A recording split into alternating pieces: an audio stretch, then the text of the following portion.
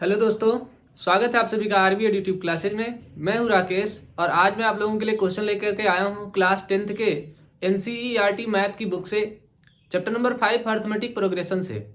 ये जो क्वेश्चन मैं आज डिस्कस करूंगा, क्वेश्चन नंबर 7 है, पेज नंबर 106 है। ठीक है, तो जिन स्टूडेंट को अर्थमेटिक प्रोग्रेशन चैप्टर के और भी क्वेश्चंस देखने हैं तो मैंने प्लेलिस्ट बना रखी है, ऊपर के दिए गए आइकन्स में आप देख सकते हैं इन वीडियो को। ठीक है, तो आइए इस क्वेश्चन को देखते हैं।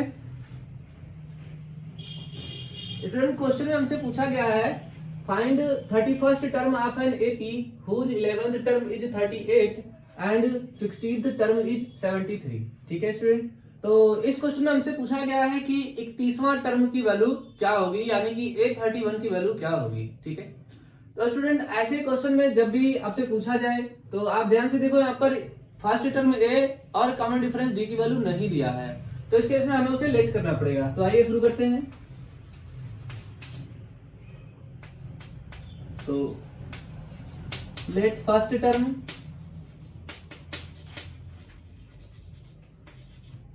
A and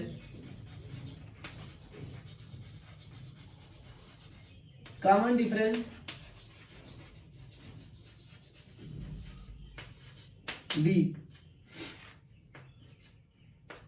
then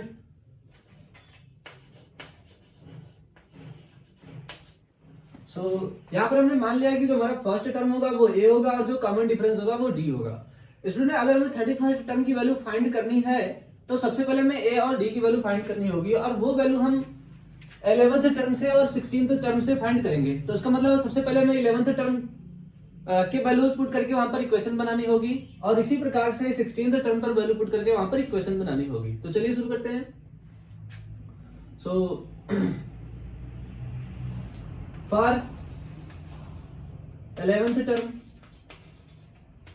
student 11th term का मतलब होता है कि आप इक्वेशन में जो फार्मूला होता है हमारा जनरल एपी का, वहां पर n के प्लेस पे 11 पुट कर दीजिए। देन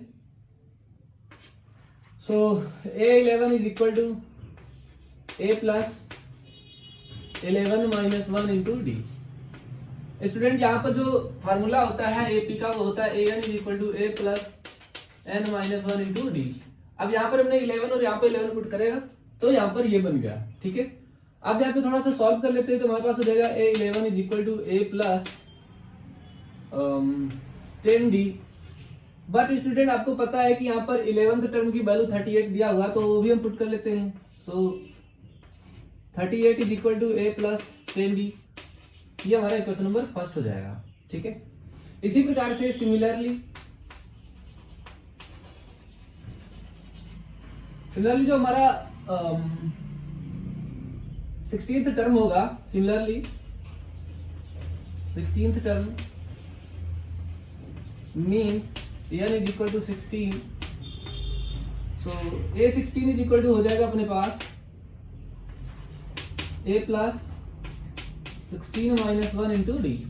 स्टूडेंट, A16 की वैल्यू हमें क्वेश्चन में दिया गया है 73, तो वो यहाँ पे पुट कर लेते हैं, और A की वैल्यू हमें नहीं दिया गया है और यहाँ से हो जाएगा 15 डी।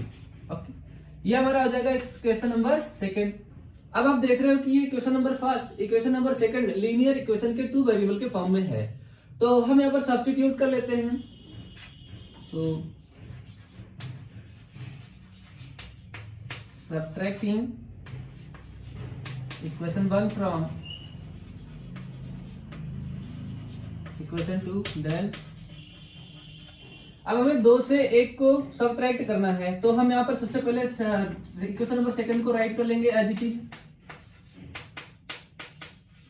और फिर इसके विलोम में इक्वेशन नंबर 2 को राइट कर लेंगे।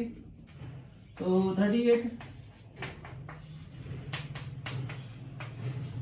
अब स्टूडेंट, जब भी हम सब्ट्रैक्शन करते हैं तो उस केस में यहाँ का साइन और यहाँ का साइन बदल जाता है।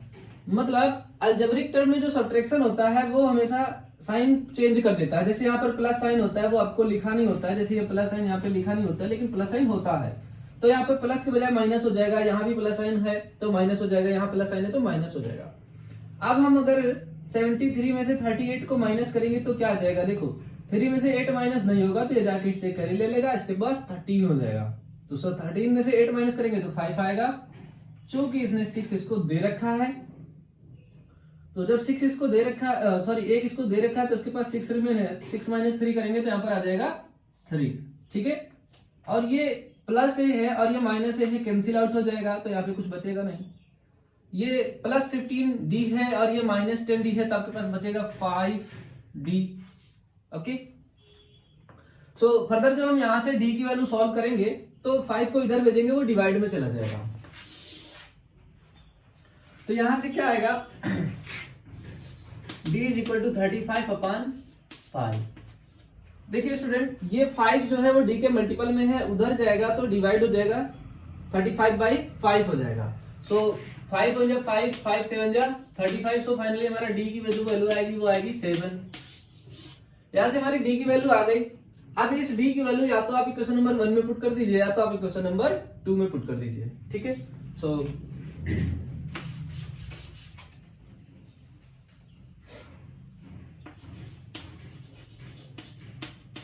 Putting d is equal to 7 in equation 1, तो मैं इक्वेशन 1 में पुट कर रहा हूं। सो 38 is equal to a plus 10 into 7।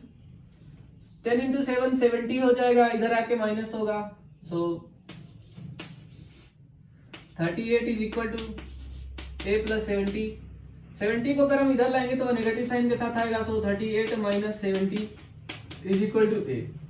अब अगर हम 70 से 38 को माइनस करेंगे तो हमारे पास ये 10 हो जाएगा, इससे कैरी लेके तो इसके पास 2 आ जाएगा, और ये 6 बचेगा तो इसके पास 3 आ जाएगा। लेकिन देखिए स्टूडेंट, यहाँ पर 70 का साइन प्लस है और 38 का साइन 70 का साइन माइनस है, 38 का साइन प्लस है। ठीक है, तो यहाँ पर जो वैल्यू बड़ी होती है, मीन्स जैसे 70 बड़ा है 38 छोटा है, तो जो वैल्यू बड़ी होती है हम उसका साइन कंसीडर करते हैं। तो जैसे यहाँ पे 70 बड़ा है तो 70 का साइन यहाँ पर कंसीडर करेंगे। 70 का साइन माइनस है तो ये भी माइनस हो जाएगा। तो यहाँ से फाइनली a की जो वैल्यू आएगी वो आएगी -32, यानी कि हमारा जो फर्स्ट टर्म है वो कितना है, -32। सो यहाँ से हमारा फर्स्ट टर्म आ गया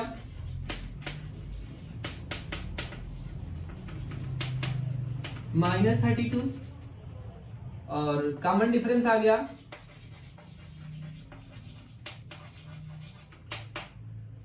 7। तो स्टूडेंट इतना राइट कर लीजिए, फिर आगे मिलते हैं।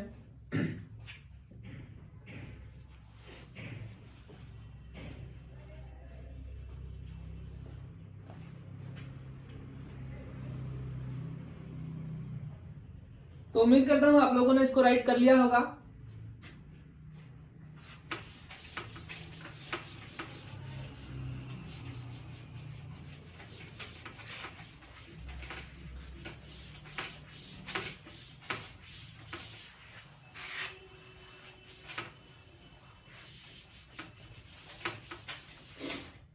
स्टूडेंट उम्मीद करते हैं कि आपने इसको राइट कर लिया होगा। यहां पर हमें फर्स्ट टर्म 32 फाइंड कर लिया है और कॉमन डिफरेंस डी 7 फाइंड कर लिया है। तो अब हम यहां से 31 की वैल्यू फाइंड करेंगे। So now for 31st term, so 31st term का मीन्स होता है n is equal to 31, then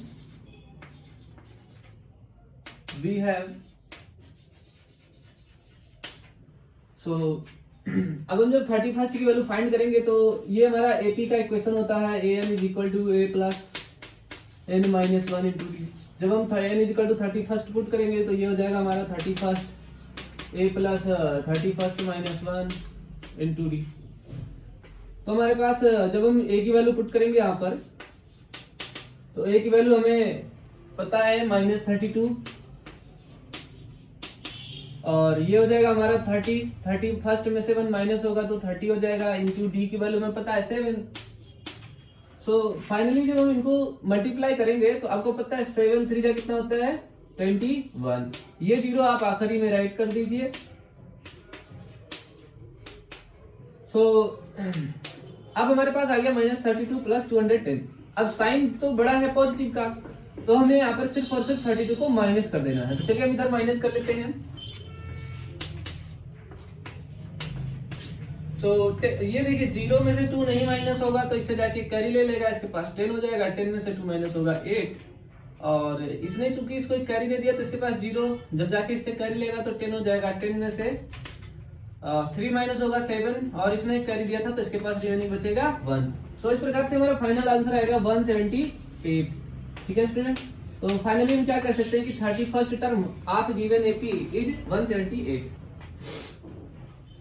इसको मैं रिमूव कर दे रहा हूं।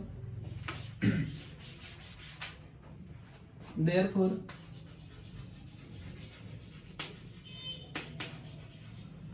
the 31st term of given AP is 178। तो ये हमारा इस क्वेश्चन का आंसर होगा स्टूडेंट। उम्मीद करता हूं कि ये वीडियो आप लोगों को समझ में आया होगा। अगर ये वीडियो आप लोगों को हेल्पफुल लगा है तो इस वीडियो को शेयर करें, चैनल को सब्सक्राइब करें, और मिलते हैं अगले वीडियो में। तब तक के लिए थैंक यू क्लास।